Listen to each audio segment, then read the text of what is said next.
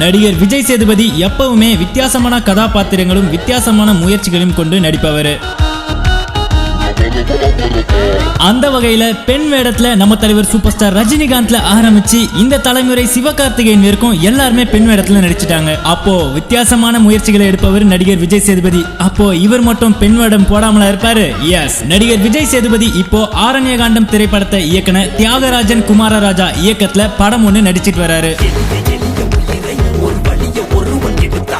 இந்த படத்தினுடைய கதாநாயகியா சமந்தா நடிக்கிறாங்க. இந்த படத்தினுடைய ஒளிப்பதிவாளர் PC ஸ்ரீராம். இப்போ இந்த படத்தினுடைய ஷூட்டிங் ஸ்பாட்ல இருந்து ஒரு வித்தியாசமான புகைப்படம் ஒண்ணு வெளிவந்திருக்கு. எஸ், நம்ம விஜய் சேதுபதி சாரி கட்டிக்கிட்டு நடிக்கிற மாதிரி ஒரு போட்டோ ஒண்ணு வெளியாகி இருக்கு. அந்த போட்டோல படத்தோட டைரக்டர் விஜய் சேதுபதிக்கு கதையை எக்ஸ்பிளைன் பண்ணிக்கிட்டு இருக்க மாதிரி இருக்கு. பின்னாலே நம்ம PC ஸ்ரீராமும் கவனிச்சுட்டு வராரு. இந்த புகைப்படத்துல விஜய் சேதுபதி கட்டிக்கிட்டு இருக்க சாரி, அவருடைய ஹேர் ஸ்டைல், அவருடைய பொசிஷன் இதெல்லாம் பார்க்கும்போது ஒருவேளை விஜய் சேதுபதி இந்த படத்துல திருநங்கை ரோல்ல நடிச்சிட்டு வராரோ அப்படின்ற மாதிரி தோணுது.